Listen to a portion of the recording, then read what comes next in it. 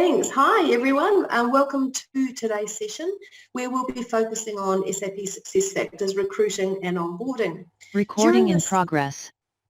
During this session today, we're going to just take you through a few PowerPoint slides, setting the scene, and then we're going to be doing a demonstration and taking you through about an hour recruiting and onboarding demonstration and some of the important things as our valued partners should focus on when demonstrating to your prospects and customers.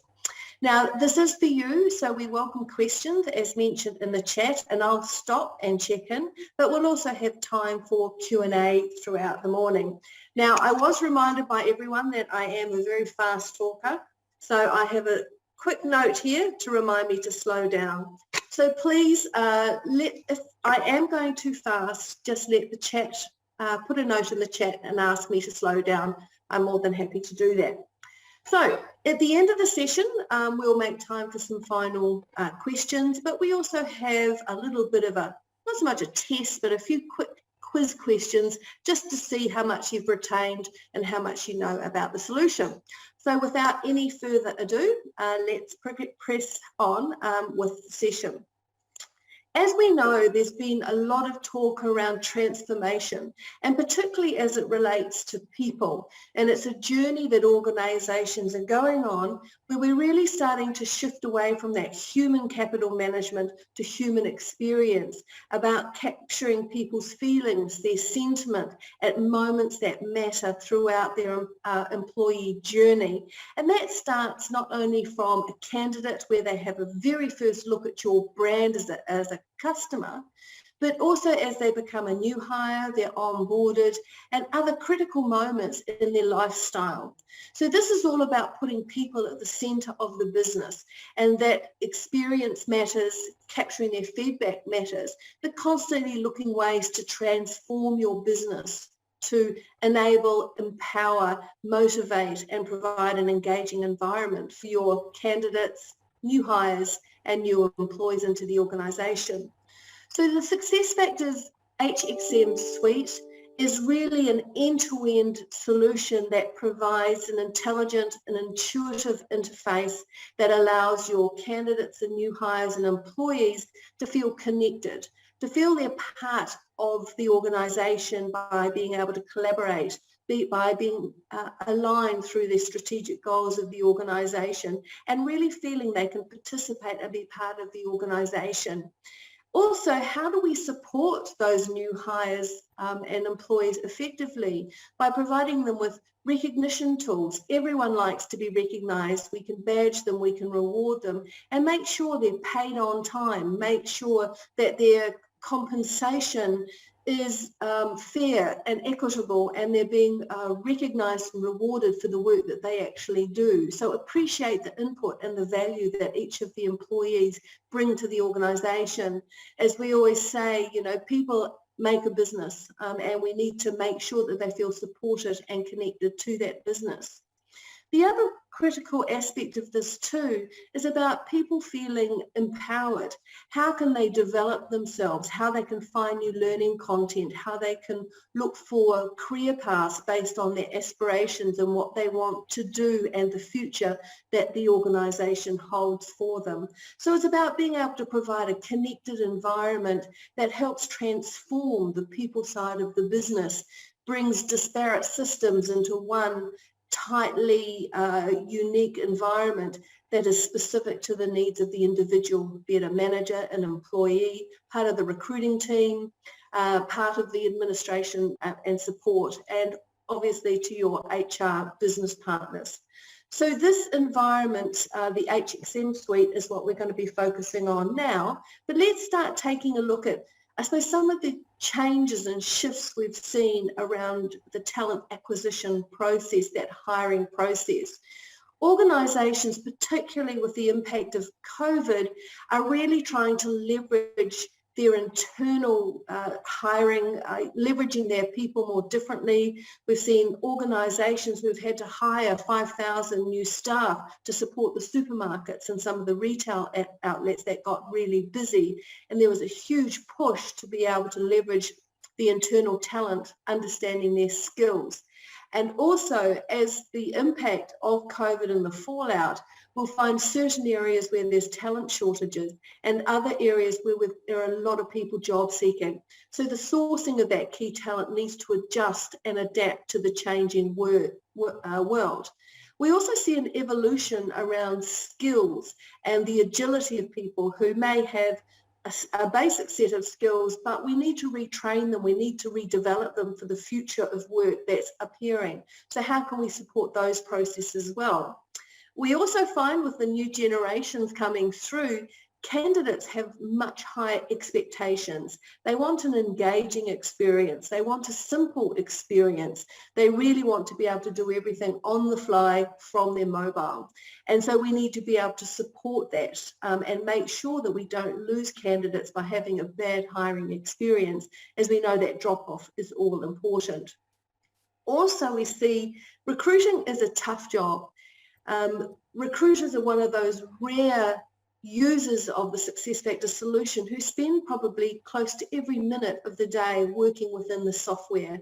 So it needs to be suitable and relevant for them, and they need to have the tools to change the shift in the markets that we're seeing and remove those inefficiencies so they can focus on the strategic work of getting the best people into the organisation.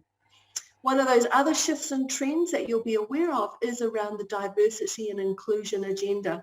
How can we make sure that we have a fair, a diverse and inclusive process? How can we remove bias from that process? And really, this is the first look at the organisation of your candidates. So they need to feel they're coming into an organisation that embraces diversity, embraces inclusion, and it's a business they want to be a part of. So we see these challenges from that talent acquisition, but also onboarding. We look at the amount of complex processes to get someone in the door and how can we streamline and automate that, from giving them access to complete compliance forms, diversity data, biographical data pre-day one, to be able to get visibility to the engaging side of, well, who's in my team? Who am I going to know? What data do we need to get that's critical to establish the new employee around banking information, around address, contact information? It's a lot of work to do manually, and we see a lot of people having to fill out data and forms, then scan them, upload them, then your HR administrators have to transcribe all that data, you get errors. So we want to be able to simplify getting that critical data and remove that opportunity for manual rework. And as you're all well aware, every country has its own requirements from a legal and a compliance standpoint, from the types of data, from your passport and your tax compliance type information. So you need to have a solution that can be set up to support those multiple countries and where people are coming from, and how can we make sure that onboarding is role specific. It suits the needs of that individual, be it an employee, a manager, in whatever country, whatever location. I suppose a lot of the data too is that, there's hundreds of hours that go into setting up a new onboarding hire, from the time you've recruited them to bringing them in. Manual paperwork, setting them up, hundreds of systems they might need access for. How do we make sure they've got a laptop, a phone, all the assets that they need for their job? This is very, very time intense. So whatever we can do to automate and streamline that process is going to add value as well. And checking up on that status of tasks. I had one customer that had no idea that their staff had a car. So when they left the business, they kept that car for an extra few months, which, it's not very good form, but there was no visibility from onboarding, getting that car, to offboarding and getting that car returned and those assets returned. So we want to get clear visibility and task ownership around those important things, switching off access to systems, making sure we get exit interview data, making sure that they've returned all their assets and that it's a great experience for them. They may want to come back. So, we have to provide great experiences from that onboarding, that cross-boarding and that offboarding side of things, but also in the languages that suit the countries that you're working in. So these challenges really dictate how we demonstrate how we solve those problems using SuccessFactors recruiting and onboarding solutions. So when we make sure, when we're sort of talking to our customers and prospects, we need to make sure that the right people in the business are getting the right experience from, the new hire. We hear that, within the first few months, they determine how long they're going to stay with you. We all know the costs associated with hiring and onboarding and getting someone to a time of productivity. So we want to make sure they stay, and that is critical as part of that hiring process. All the activities and systems access that I talked about. So when we're talking and discussing this, these are the experiences that are critical to make an efficient talent acquisition and onboarding experience. So let's take a look now and move forward and start the demonstration component of it. Now, this is something I typically do, and that's helping organizations understand how does data work within the SuccessFactors solution and platform, in particular to a recruiting and hiring process. So one of the critical aspects as our business partners is understanding who are you presenting to. What's their software layout? Is Employee Central in play? Are they using SAP on-premise org management? Do they have a different system? What's their payroll? And that will determine the flow of the data. So let's work through this process now. So within the SuccessFactors platform, it manages all the position management aspects, your time, your leave, calculations of pay to feed your payroll downstreams, all your job descriptions, competency frameworks are all held at the platform level. This creates a consistent job framework that supports the requisition creation and hiring processes. So we can automate and streamline, the creation of a requisition from your position management structure. This maps all the relevant data to support the hiring processes from salary grades, cost center, job location, FTE, is it a full-time, part-time contractor role? So this removes the need for intervention and changes which can lead to errors in the process. So that requisition is then managed and finalised and approved, and then we can post jobs out through recruiting posting to multiple sources, unlimited job posting credits, and manage that job aggregation to social sources, to your job boards, to your internal and your external careers. Our candidates then apply. As part of this process, do we want to integrate with First Advantage or Sonru for video interviewing and for reference checking and for psychometric assessment? So we integrate with third-party providers in that process, and as a customer you can choose how and when you manage this integration. We take our candidates through a new application, through interview scheduling and offer management, all done seamlessly online, and with integration through to Outlook for scheduling your hiring managers, your recruiting, and providing your candidates with time slots. Offer management is completed online with a portal for candidates to complete. And then once they've accepted that offer, we can then manage the hiring process. All that data we've captured from the position, from the requisition, from the candidate is then used to automate and streamline the onboarding process. What country are you in? What job role are you going? What is the provisioning and assets you need to successfully onboard this new hire into the organisation? So country compliance forms, as we mentioned, capturing banking details, getting next of kin or biographical data can all be managed through business rules within the onboarding process. It all done online, manual intervention. To streamline that process even further, all that rich data we captured is then used to establish the new employee within Employee Central or within your master source of truth. And this comes down to knowing that software that the customer is using at this time. So our employees are established, it's an effective start date scenario, and then once their effective date has been reached, they can then get access to additional learning, be part of the development and performance management processes.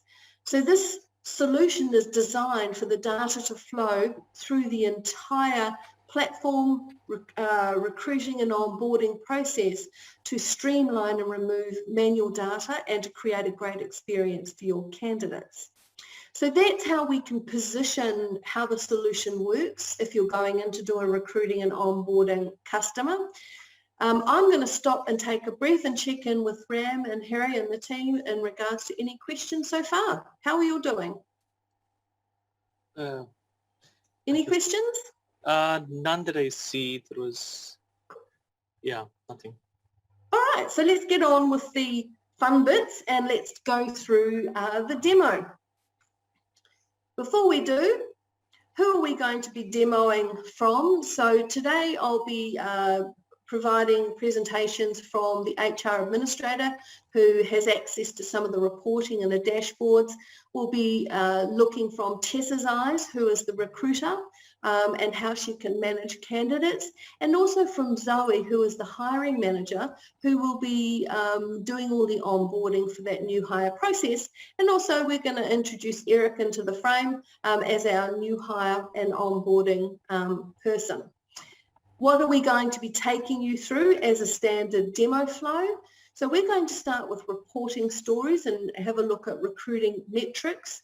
We're then going to show how we can initiate a position to requisition and create that requisition and streamline that process. Go through an approval, post a job, and then we're going to go through candidate application processes, candidate management, interview scheduling, and onboarding. And that's a typical demo flow that we will see and touching on the important bits. And when we are demoing, just remember less is more. We don't have to show every feature. We don't have to click into everything. We don't have to submit everything. We want to make it look simple and easy as we present to our customers. One final slide before we go to the demo. And this is really and we will be sharing this with you about some demo tips and tricks, about some best practices for your demos and preparation. Understand their software and environment. What's the core source of truth, what software is in play as it relates to payroll, any downstream rostering. Brand it and make it their own, and I'll show you the difference that this can make as well. Use the language of the customer. If they're in mining business, then talk about hiring contingents and mobilizing them for on-site and roles specific to that industry. If you're talking to universities, then the hiring of academics or sessional staff. So really adjust your language to the industry that you're presenting to and to the recruiting language. If you get in with recruiters, they are a tough crowd. They'll ask a lot of questions, and you need to understand the language around sourcing strategies, around aggregators, and the funnel reports and all these terms that you will hear. Understand the customer's process, what they do to manage. If they are retail, do the store managers manage their own hiring? Is there shared services?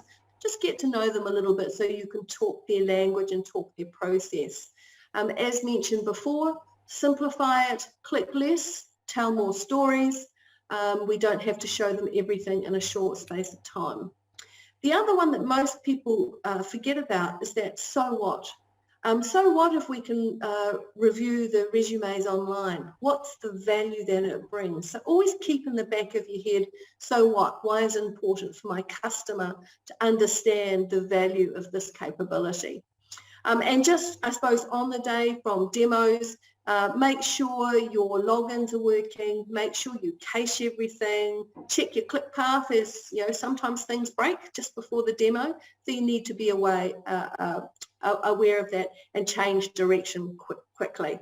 Okay, enough from the PowerPoint slides. Let's go online and have a look at the demo itself. Now, what I'm going to be doing is I'm going to try and do it, part of it from a persona perspective, and then part of it will be from helping you guys understand some of the key points and why I'm showing what I'm showing. Hopefully that will be okay for you all. So let's get on with the demo itself. So at the moment, I'm currently logged in as Anya, and Anya is the administrator, and she's been asked by Tessa, who's the recruiter, to have a look at some of the recruiting metrics and some of the data to understand. We want to look at our time to fill statistics. We want to have a look if there's any country recruiting trends that we need to be able to work towards and improve the way we hire staff. And so when we have a look at this dashboard at the moment here, Tessa can see that there's currently 41 requisitions open across the organisation, and currently the average time to fill is 32 days.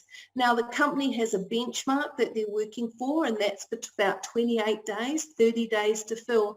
So she really wants to see who is doing a better job and who is not.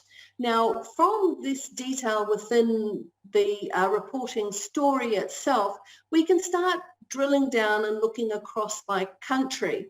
Now, Tessa looks after America, the US, and one other location, and so she's keen to understand what her workload is. But what's alarming Tessa right now is when we have a look at these time to fill statistics, she has one of the highest. So she's thinking to herself, well, how is this? Why? I'm working so hard. I seem to be doing okay. Why is it that my time to fill seems to be much higher than everyone else's? She looks at Amelia, and she also looks at Carvalho, and to think, well, hold on, they've got great stats, so maybe I need to talk to them and finding out, you know, what's working well for them and how can she improve. She wants to drill down and have a look at the requisitions that she's working on and any information or intelligence that might help her understand what's going on. The reason why I'm smiling, and if you have done demos in the past, that sometimes you just get error messages. The best thing is to not talk about it, is just to refresh, and if it doesn't work, move on to the next part. By sort of call out, oh, look, I've got an error, it kind of brings everyone's attention to it. So as Tessa drills down into her specific data, she can have a look and see that, you know, the types of roles where there's a 75, a really high time to fill, and maybe it's related to the type of job. So she can get these insights from the dashboard and really start drilling down. One other aspect to this which she likes as well is from here she can simply click through to the relevant requisition and start having a closer look at it to see what's happening. So it's really helped her understand how she's tracking and the rest of the team are tracking from a time to fill, and to be able to try and improve the way she works by reaching out to some of those who are doing a much better job at filling their requisitions and getting people on board a little bit quicker. So Tessa was excited and happy about that. So what she wants to be able to now is, you know, as a busy recruiter, there are many tasks that she is doing on a regular day, from approving requisitions to creating requisitions to sending out offers and scheduling tasks and all sorts of things. So, you know, recruiters are pretty busy. One of the things she's been asked to do is she has to be able to initiate, and this is one of those things with the new system that we have to do a bit of a browser dance. So these are the things that can go wrong that we try to avoid. And in this situation, I've been caught out live in a demo. It does happen, so I do apologise for that. And we'll see once again if we can do it this way. Yeah, that would happen. Guess what? I did a walk through this just before and none of this happened. So that's live demos for you. So once again, just coming into Tessa's profile, some of the activities and things she wants to be able to do is to be able to create a requisition and be able to manage those processes. So from her home page, she simply clicks on the quick links, which is an easy way to take her through to the position org chart. Because Employee Central is currently set up in her company, she wants to leverage that master data to initiate a requisition and to support an efficient hiring process. We can see the project coordinator role is what she needs to be able to do today. And so what she wants to be able to do is simply create a requisition, and that's going to map all the relevant data from that position and start that process. So what she loves about the ability to be able to do that is for both the hiring manager and for herself and from others involved in the process, all that data, rich data, is pre-populated around the cost centre, salary information, around the location, the division, department details. It really means there's a lot of manual intervention and work that doesn't need to be done or updated. So she can really focus on the critical things to support the hiring process. That requisition has now been created. She can very simply click into here, and from here come straight through to the requisition, where she can make a few final changes before sending it off to Zoe, the hiring manager, to process on the roles, to focus on the hiring of these roles as well. So one of the things that are important to the business at the moment is the fact that they really want to look at any bias and create an inclusive hiring opportunity. She wants to have a look at the job analyzer, and this is going to have a look at the gender bias on the position description, which formulates the job ad. And from here she can see that it's, the language is rather feminine. Is that okay if you want to encourage more women to apply for a job, or if it's too masculine, you can actually change the language. So that just provides a bit of an insight into the language that they're using as the foundation for their job ad. And it's also doing a quick scan around skills. Are there any skills that we should be focusing on for this job ad that she might want to include into it itself? So she's pretty happy with that. She can see the internal roles is okay.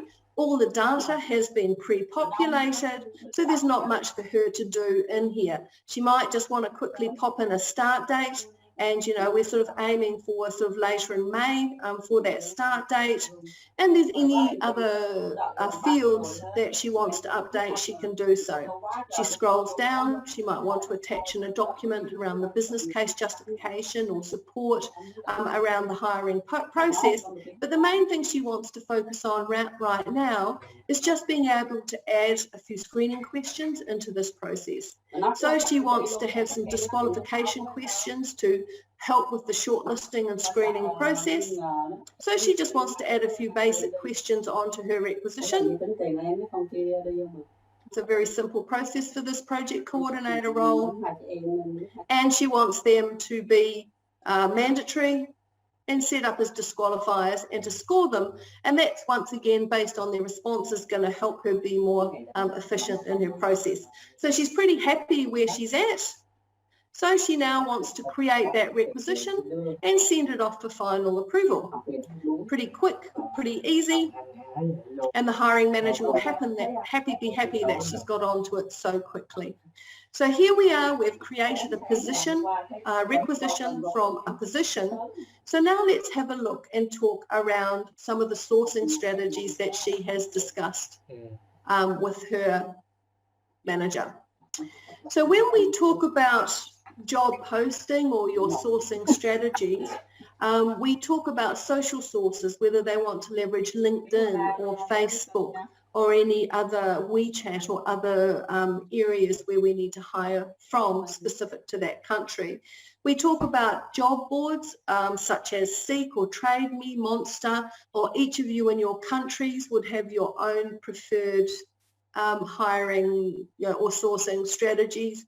And we also talk about the internal and the external candidates as well. So once again, she wants to quickly pop through and have a look at her job requisitions so she can manage the sourcing of her new jobs and get that process sorted and sent out. From her dashboard, she can have a look at the analytics of some of the data that's happening in the recruiting. And we talked about earlier from a recruiting metrics where her time to fill is sort of higher than everyone else's. And perhaps that's because she's got more that she's working on. So when we have a look at this, we can see Tessa, to some of her colleagues, is taken on a lot more work. So maybe she needs to reduce that. But she can get these insights real time and sort of understand what's happening in her world as it relates to recruiting. When it comes to the sourcing of jobs, the first thing she wants to be able to do is to push it out to external job boards and to the internal and external career site. Now, there are business rules set up so that as soon as this job has approved, it's automatically going to get posted to the internal or external job board. Now, that's something configurable which can be switched off. But what she wants to be able to do is manage this and send it out to a couple of job boards. So with recruiting posting, we have unlimited jobs that can be posted by the recruiter. We're having some fun today, everyone. Please bear with me.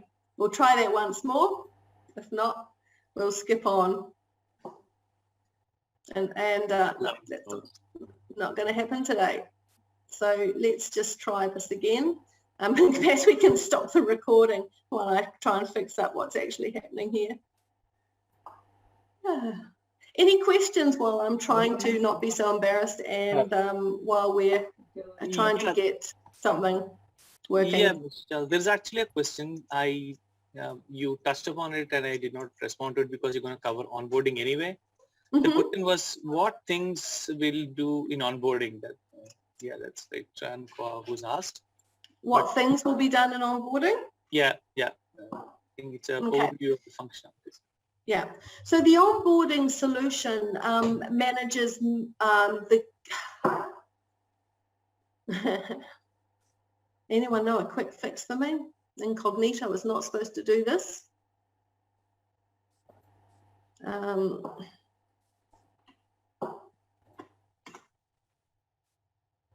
There we go. Okay, with onboarding, it manages, there are three main components of the onboarding process. One is the engagement around candidates where the managers can send out welcome emails. They can set 30, 60, 90-day goals. They can assign buddies and recommend people that they need to do. The provisioning side of it, which looks at what assets and systems does that new hire need. So identity management systems, downstream systems, do they need a phone? Do they need a computer? Do they need a car? So it looks at that provisioning requirement and workflows and manages those through tasks. The other side is the candidate completion of compliance forms and biographical data, signing off code of conducts and other documents which can be supported through the onboarding process. So those are the three core pillars of onboarding. The other aspects of onboarding is cross-boarding. So if you're being transferred or promoted to a different job, do you need different assets? Do you need access to different systems? If you're moving country, you'll need to do the new compliance for the new country. So that cross-boarding supports any gaps as they change locations or change jobs. The final aspect is offboarding. And offboarding is, I suppose, the reverse. Once you trigger a termination in Employee Central, that will trigger offboarding, and that is where you can establish an exit survey. You can get assets returned and managed, and you can advise the systems people to switch everything off from a systems perspective. So the day that they leave the business is when all their access has been removed to relevant systems. Did that answer your question?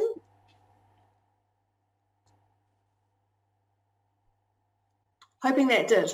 But, Good, because it's an overview of onboarding that they were asking and what can be done. There's one more question, probably we'll take it towards the end, Michelle. Because the system is out, we'll probably go in with the demo. Okay, sure. All right, well, you see I managed to get Tessa working. And this is what happens. This is the real world. So once again, with job posting, there's unlimited job boards, and customers can now select any of our 3,500 job boards or universities to connect to it. Do you know what I'm going to do, guys? I'm going to do a recording of the recruiting posting and send that out to you. So Ram, can you take a note? Yes. Because that's just not working for me today. So we're going to move on with the demonstration. So that job has been posted and it is ready to go. And so what does your candidate experience actually look like? Now, before I go in and demo this, I just want to show you a few sort of views from a branding. Now, I've been and sat in with a couple of partner demos, and I've been sort of concerned that there's no branding or theming done for your demonstrations, because this is one of the key impact moments. So this is our standard career site. Yeah, it's okay. We've got a map. We've got a few things, but it's nothing that engaging. Simple things just like just changing a logo, putting up some of the images are really, really impactful. So let's have a look at one that we built for a customer in New Zealand. And look how much different that does when this is branded, and it took probably half an hour to build, and how impactful it is to make the customer feel like you know them, show them you know them. So by doing a simple brand really has a significant impact to that person that you're demonstrating to. This is all using standard career site builder capability with some plugins. We've got a bit of code here that will take them to the talent community. So don't you think that looks a whole lot much better than the best run scenario? And likewise, here's another one, another New Zealand customer. I've seen to be working with a few of them later. It's about, once again, that impact from a visual perspective. So please make sure that you do brand, even if it's as simple as putting on a logo. It can have a significant impact to your customer when you're presenting to them. Likewise, theming the internal page, which I haven't done for this demonstration today. So let's move on. Do you all agree that it looks better when it's branded for the customer? You can put your yeses or thumbs up in the chat, but it's always a great thing to be able to do, to spend a little bit of time personalizing the site for your your customers. So what I wanted to do now is let's go mobile. Mà cái giờ mấy cái em còn mấy kiểu giống vậy nhưng mà size S không à, chứ nào size yếu à. So the job's been posted by Tessa, and now she's keen to watch as the candidates come in and start applying for the job. Eric is, been impacted by COVID. He's sort of lost his job, and now he's keen to try new things, and he's heard good things about Best Run, so he's really keen to come in and have a look at what jobs are available and just put his hat in the ring. He can see as he goes through there's a search, there's maps, and he's still trying to figure out where he might want to, work. So he can browse through the maps. He can see there's other details. Oh, there's a lot going on here. It's pretty engaging. There's things for me to do. What he wants to do is have a look potentially for a job in Brisbane, because he wants to go to where there is some sun. So he does a quick search, and it helps if you spell it right, and to see what jobs are available in Brisbane. And as he moves across to Australia, he can see that there's 2 jobs that have been that are available where he wants to be. He can see that project coordinator role, which has been established. So he wants to come in and have a quick look and check out, yeah, the details looks pretty good. He's a pretty good fit. And so he quickly wants to start his application process. He clicks on the Apply Now option, And from here, he can see within the page from his mobile design, he can quickly apply. He can go to his Dropbox or sign into his Google to get his resume. If he wanted to put a cover letter, he could. There's just a few simple fields that he needs to complete, putting in his email address, password, a few basic numbers. We see we've got the screening questions.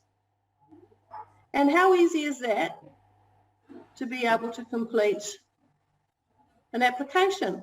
He can see there's some data privacy terms that he wants to accept. And then, yeah, I think I want to hear a little bit more, and he can quickly complete his application. Now, you'll notice whenever you are demoing that the SuccessFactors team very rarely actually complete the applications. They would have staged it. So keep that in mind. You don't have to fill out every form, every field, because it's not exactly great to present. So it's more about telling the story and talking through it. So Eric has completed that, and so he's happy to have that done. When viewing the site, he also saw there's a talent community, so perhaps he wants to join that as well. Once again, a few simple fields, and he's joined. And so it's a great experience, and so far he's got his joined the talent community and he's applied for a job. So let's see what happens in relation to his job opportunities. So wish him luck. So let's now come back to see how Tessa can manage these hiring activities. Hopefully I haven't been logged out, because I do not want to have to try and log in again. Okay. So we're back to Tessa now, and Tessa's excited to see all the candidates coming in, joining the talent community, and she's getting notifications, and she's also able to come in and quickly see and manage all her hiring activities. On any given day, she's doing multiple things and multiple tasks. She wants to simply pop in and have a look at some of these new applications. She can see that overnight she's got 41 new candidates that she wants to quickly view and take a look at. So all her new application ones are starting at the top, so she wants to select all those, and she really wants to do a very quick shortlisting process and take them through the resume viewer. This allows her to very quickly disqualify, move the candidate, add them into a talent pool, because they might be suitable for another job, not necessarily this one, but they could be suitable. So she can flick through the resumes and determine what she wants to do with that candidate at that point in time. That's quick and easy, but also she can drag and drop those into the next step in the process and quickly progress these candidates through into a phone screening status. The candidates will get a communication and an SMS if they've said they want to receive SMSs. That is determined by the candidate. The hiring manager will get notification at anyone else, so she can drag and drop and very simply manage these candidates as she progresses through the process. So that's pretty simple, and that's pretty easy. So what she also noticed on here is that because of this role, she might want to quickly look in her talent pools. So she's got people joining her talent pools all the time, and she's been keeping them warm and keeping them in contact. So she wants to see if there's anyone from her project talent pools that she can forward onto this role and invite them to complete an application. So she quickly wants to do that now. So she can see in her talent pools themselves that she's got 10 people that are in there currently. She's been putting them in and out. And she's got 4 that are in a contacted step. And that means she's done all the pre-qualification. She's confirmed that they're still interested in joining Best Run. And so what she wants to be able to do is forward and invite these talent pool members to complete an application. So she can simply select it, forward them, and then put them onto the requisition and invite them to complete an application. So that's been done, and that's a simple process to finish, and so they are ready to go. So she's happy with her progress around getting people in from the talent pools and to continue on with managing her candidates through the process. So some other things now that she needs to complete, now that she's got her talent pool candidates in there and she's moved some people into phone screening, she wants to start setting up the interview scheduling. So what she loves about the interview scheduling is it works with hers and her internal team's calendars. So it integrates with Outlook so we can find availability so that the candidates can select their own slots. So when she comes into the project manager role, she can see there are 2 people at different steps in the interview process, but she wants to be able to schedule Kimberly. So she selects Kimberly and she wants to add herself on because she's going to be doing this on her own initially. So she adds herself on, checks the availability from her calendar, and she can see and hoping to get this interview done by Monday. So she wants to add a few slots for Kimberly to select from. She wants to add a reminder around an SMS notification to make sure they should show up. She's going to just progress this forward, and she wants to communicate via both, from both an SMS and an email. And she might want to add a document about how to prepare for your interview and the types of questions you can expect, just setting up the candidate for success. She's going to send that off to the candidate, and great, that is now done. So she's set up those slots, which the candidate will then be able to accept. And so we can get that. And what she likes too is that blocks her calendar. So that slot will disappear and no longer be available, and she'll get a confirmation to block her own Outlook calendar as well. So we've scheduled, done a bit of interview scheduling, and the final thing she wants to be able to do is to generate an offer to someone who's actually already progressing down this path, as we've got multiple positions that we're working on. So she's going to jump into the offer step and create an offer letter. Now, the offer letter templates themselves are highly configurable and can be connected via the country. And so this is going to pre-populate and leverage all the data from both the requisition and the candidate to pre-populate into the offer letter process. She can attach documents once again to this offer, and then once she's got the right template, she can then progress on to the next step. She checks all the details to make sure everything is working okay, and she's got a couple of options. One, she can do an online offer with DocuSign. So we partner with DocuSign. It is an additional licensing cost, but it integrates the DocuSign capability within the recruiting offer letter template. I'm having a good time today. Or she can just send a general online offer acceptance. So within standard recruiting, there is an e-signature capability, and this will allow the candidates to accept online. So she's going to do that. So let's click on next and progress forward. And send, and she's now generated that offer. So all done pretty simply, pretty easily using standard offer templates and e-signatures. So she's now done. She's going to back out of that process, and she's excited to see the acceptance of that offer and how things progress forward. So we've had a look at sourcing of jobs, how candidates can apply, how we can take candidates from a new application, vet them and move them to phone screening and shortlist steps, manage interviews and generate offers. So let's take a look now as to how does that look from a candidate perspective in regards to the scheduling of jobs. And now I say I am very nervous for this one not to work. Okay, so the external candidate, when we come back in, can simply and easily log in and sign in and view all details around current job applications or job statuses and have a look at their details. We can see from here that they can establish job alerts and can go in detail and drill down to their My Interviews and My Offers, and also upload any additional documents. This could be copies of visas, copy of the passports, working rights for that country.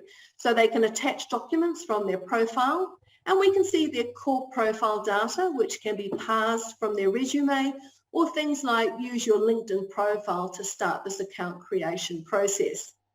We can see here that they've applied to one job already, and we've got pending offer, acceptance, and pending schedule interview. Now, just as a tip when you're demoing this, we never demo this from the mobile device. It's not a great experience. If you do have to show it, we recommend you doing it from the desktop. And as we come in through, it just renders a little bit better than on the mobile. So as a candidate, I can come in and have a look at the interview slots and come in and check it out and accept or decline.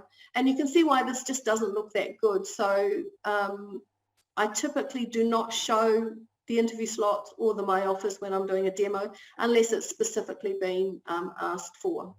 So as a candidate, I can simply manage my job applications, my interviews, my offers, and other details online as part of that process and experience. So the candidates have now accepted their offer, and based on that acceptance, the onboarding process has been initiated. So let's take a quick look at what that onboarding experience is. I'm going to stop there for a minute, check with time and check with questions. Any questions in the chat queue? Yes, couple of them. Some are more like statement and some are actual questions. Easy is, can you confirm demo based on CSB available free of cost for partners, or is it just a purchase? It is part of the demo instances? No, the best on CSB, the career site. Is it? It should be available for partners, yes. We'll confirm that, but partners should have be able to get one site with the career site connected to it. That's my understanding. Ram, do you know anything, or Dipin know anything different to that? That's what I know too, that the instant the CSB comes in, is it pre-configured? I need to check that. It should be, because the ELS gives them that. Yeah. That's that. Then there was a question more about a statement about how is it the market differentiated in terms of campus hiring? Where do we have to do bulk hiring in a week's time?